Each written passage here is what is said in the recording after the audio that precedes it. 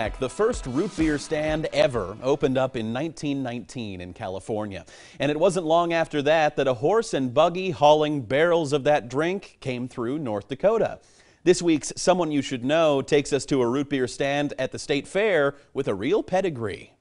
All right, here's how we do it. Jim Thomsen has a secret, and he's not about to share it with me or anyone. It's the same recipe, and there's only two of us that know it. It's myself and him, and nobody else knows the recipe, not even my wife.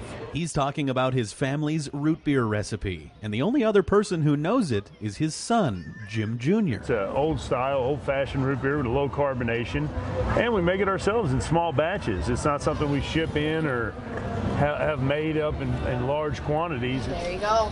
Thank you. Yeah, Enjoy have a good day. The Thomsens hail from Texas, and of the 24 or so stops their root beer barrel will make in a whirlwind summer, the North Dakota State Fair is one of their favorites. And we accumulate so many friends up here.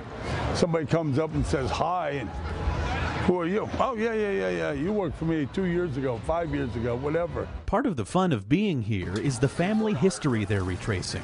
You see, the sweet taste of Thomsen root beer first came through the Minot area almost a century ago. It came from the old people back in about 1920.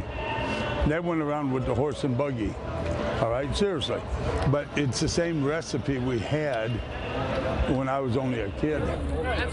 That's really good. That's good root beer. After a few generations away, Jim Sr. put Thomsen root beer back into business in 1989. They've since grown to include root beer floats, pretzels, and funnel cakes.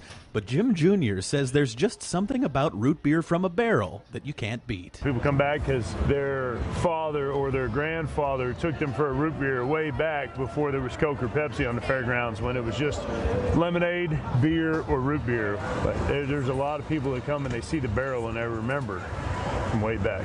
That's why Jim Sr. says he's happy to be on the road every summer. I was home 10 weeks ago. And that's why the Thomsens, two men with real roots in root beer, are two people you should know.